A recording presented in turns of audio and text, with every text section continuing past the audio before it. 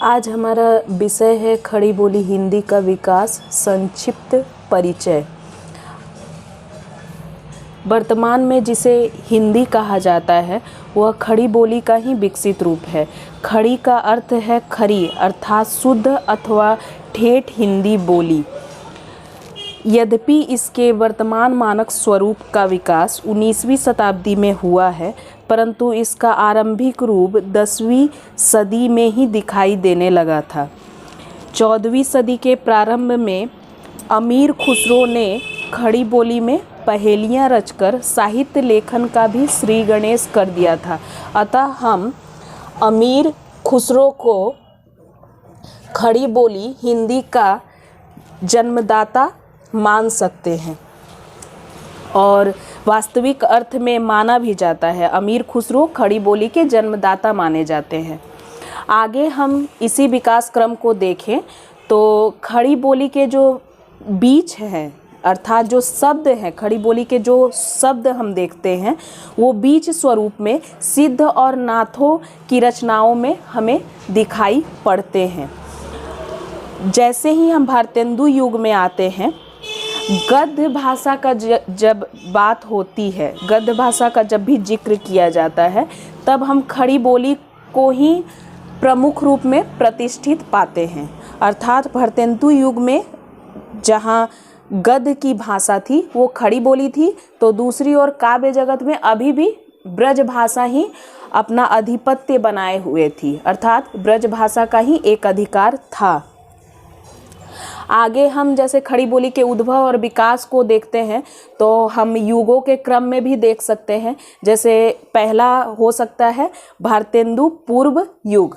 भारतेंदु पूर्व युग, इसमें क्या है तो खड़ी बोली गद्य के आरंभिक जो रचनाकार है, इसमें कौन कौन आएंगे तो इनके नाम बहुत ही महत्वपूर्ण है परीक्षा की दृष्टि से, तो इन्हें आप याद रखिएगा।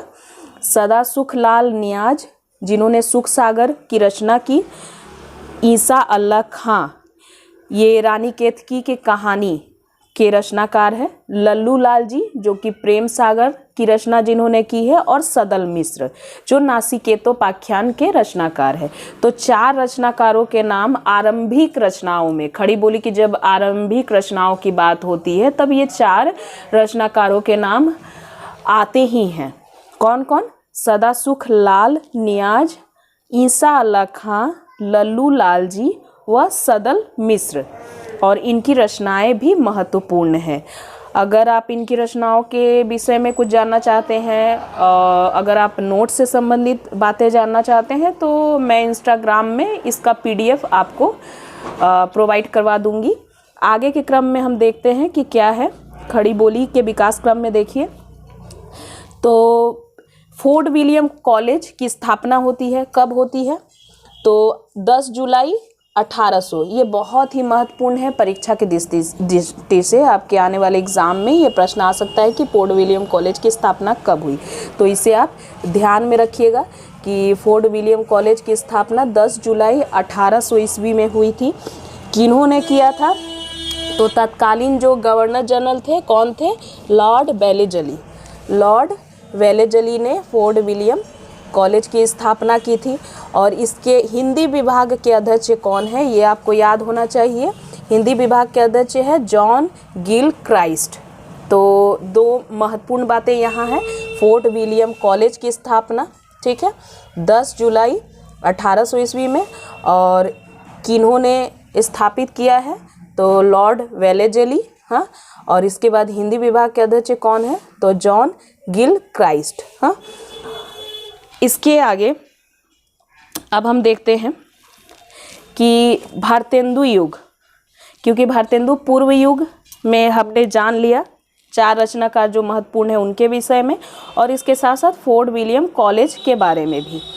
यहाँ पे एक और बात आप ध्यान में रखें कि एक और व्यक्ति विशेष का नाम आता है राजा लक्ष्मण सिंह, जो कि विशुद्ध संस्कृत निष्ठ हिंदी के समर्थन में आए थे। राजा लक्ष्मण सिंह। इसके बाद भारतेंदु युग में आते हैं हम, जो 1850 ईस्वी से लेकर 1900 ईस्वी में है। यहाँ पे खड़ी बोली हिंदी का क्या विकास क्रम है तो गद्य साहित्य में जितनी भी रचनाएं भारतेंदु युग में हुई वहाँ पर अलग अलग विधाओं में खड़ी बोली हिंदी ही प्रतिष्ठित होती चली गई। बहुत सारे विधाओं में, एक तरीके से गद्य की जितनी विधाएं हैं उनमें रचना कार्य हुआ इस काल में। इस काल में भारतेंदु ने लिखा ही था कि नई चाल में ढली, तो हिंदी वास्तव में यहाँ पे नई चाल में ढली थी। हिंदी सही मायने में भारतेंदु काल में नई चाल में ढली और उनके समय में ही हिंदी के गद्य के बहुमुखी रूप का सूत्रपात हुआ है। आगे हम देखते हैं कि जहाँ खड़ी बोली गद्य में प्रतिष्ठित हो गई थी, गद्य विधाओं में उसका एक तरीके से आधिपत्य स्थापित हो गया था, लेकिन काव्य की भाषा कहीं ना कहीं अभी भी ब्रज ही रही। आगे हम बढ़ते हैं, द्विवेदी युग में चलते हैं, यहाँ पे आते हैं। तो यहाँ देखिए एक महत्वपूर्ण बात है, 1903 में क्या हुआ, 1903 ये साल बहुत ही महत्वपूर्ण है हिंदी की दृष्टि से। ऐसे तो सरस्वती पत्रिका जो है वो 1900 में ही प्रकाशित हुई थी, लेकिन 1903 में इसके संपादक बने, कौन बने, महावीर प्रसाद द्विवेदी। और उनके आते ही हिंदी के क्षेत्र में बहुत ही बेहतरीन परिवर्तन देखने को मिला। और ये जो परिवर्तन हुआ ये हिंदी की विकास यात्रा में मील का पत्थर साबित सिद्ध हुआ। 1903 में आचार्य महावीर प्रसाद द्विवेदी ने सरस्वती पत्रिका के संपादन का कार्यभार संभाला। वे सरल और शुद्ध भाषा के प्रयोग के हिमायती थे। वे लेखकों की वर्तनी अथवा त्रुटियों का संशोधन करते हुए हिंदी के परिष्कार कार्य में लगे हुए थे। अर्थात हिंदी को परिष्कृत करने का, उसके मानक स्वरूप को व्यवस्थित करने का जो कार्य है वो महावीर प्रसाद द्विवेदी ने ही किया। और गद्य तो भारतेंदु युग से ही सफलतापूर्वक खड़ी बोली में लिखा जा रहा था। अब पद की व्यावहारिक भाषा भी एकमात्र खड़ी बोली प्रतिष्ठित होने लगी। मैथिली शरण गुप्त भी आए, सभी ने महावीर प्रसाद द्विवेदी के नेतृत्व में ही हिंदी में कविताएं करना आरंभ किया। तो द्विवेदी युग हिंदी खड़ी बोली के विकास में बहुत ही महत्वपूर्ण युग साबित हुआ है। अभी तक जहाँ खड़ी बोली हिंदी जो है बोली विशेष के क्षेत्र तक सीमित थी, लेकिन अब वो हिंदी भाषा बन गई और जो ब्रज भाषा थी वो बोली के रूप में कहीं ना कहीं सिमटती जा रही थी। अब छायावाद युग आता है, वहाँ हम क्या पाते हैं, वहाँ हम देखते हैं कि खड़ी बोली के विकास में इस योग का भी महत्वपूर्ण योगदान है। इसमें प्रसाद है, पंत है, निराला है, महादेवी वर्मा है, राम कुमार आदि ने उल्लेखनीय कार्य किया है। आदि जो रचनाकार हैं इन्होंने बड़ा ही उल्लेखनीय कार्य किया है। इतनी मतलब इनकी रचनाओं को देखकर कोई ये नहीं कह सकता कि खड़ी बोली जो सूक्ष्म भावनाओं को अभिव्यक्त करने में ब्रज भाषा से कहीं कम समर्थ है। पहले ये माना जाता था कि खड़ी बोली जो है पद की भाषा के उपयुक्त नहीं मानी जाती थी, लेकिन छायावादी युग ने इसे पूरी तरह से निरर्थक सिद्ध कर दिया और खड़ी बोली को काव्य की भाषा के रूप में प्रतिष्ठित कर दिया। और इसके आगे हम देखते हैं तो छायावाद के बाद फिर प्रगतिवाद आया, प्रयोगवाद आदि सभी युग आते गए और हिंदी काव्य में एक आमूलचूल परिवर्तन होता रहा। इस दौर में खड़ी बोली का काव्य भाषा के रूप में उत्तरोत्तर विकास होता गया। तो आज हमने क्या सीखा, आज हमने खड़ी बोली हिंदी का जो विकास है उसके संक्षिप्त परिचय को देखा है। चूँकि क्लास 12 में संक्षिप्त रूप में ही इसे देखना है, इसीलिए जो महत्वपूर्ण बातें थी जैसे कि अमीर खुसरो खड़ी बोली हिंदी के जन्मदाता माने गए। इसके बाद आप देखते हैं कि खड़ी बोली का क्या शाब्दिक अर्थ है। खरी शुद्ध रूप, जिसका अर्थ क्या होता है, शुद्ध रूप। इसका अर्थ क्या है, शुद्ध रूप, ठीक है। और इसके बाद हम देखते हैं कि कब इसका विकास कार्य हुआ, तो 19वीं शताब्दी में ही ये आया। ठीक है, 19वीं सदी में ही ये आया, लेकिन 10वीं सदी से इसके रूप दिखते हैं। अच्छा, सबसे पहले किन की रचनाओं में दिखे हैं, तो सिद्धों और नाथों की रचनाओं में दिखे हैं। किसके रचनाओं में दिखे हैं, सिद्धों और नाथों की रचनाओं में सबसे पहले इस खड़ी बोली के बीच रूप दिखे हैं। ठीक है, सिद्ध हो गए, सरहपा हो गए, नाथ हो गए, गोरखनाथ आदि की रचनाओं में हमने इन्हें देखा है।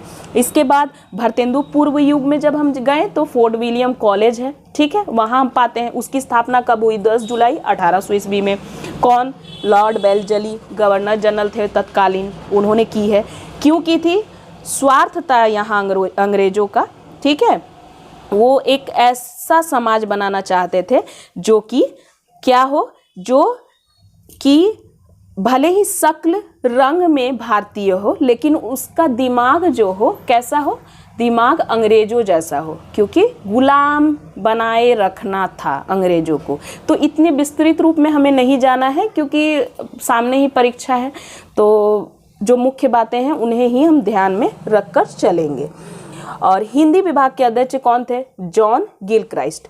अच्छा, 4 रचनाकार आए, सदासुख लाल नियाज, इंसा अल्लाह खां, लल्लू लाल जी और सदल मिश्र। ये भारतेंदु पूर्व युग के रचनाकार हैं, फोर्ट विलियम कॉलेज के अंतर्गत आते हैं, और कुछ रचनाकार स्वतंत्र रूप में भी लिखते हैं। ठीक है, लेकिन चारों के नाम जानना जरूरी है।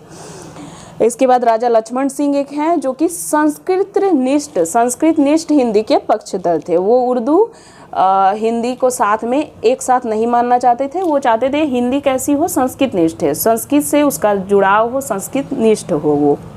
इसके बाद भारतेंदु युग आता है, जहाँ भारतेंदु हरिश्चंद्र ने आमूल-चूल परिवर्तन किया हिंदी के विकास में। ये जग जाहिर है, और खड़ी बोली गद्य के जनक कहे गए हैं।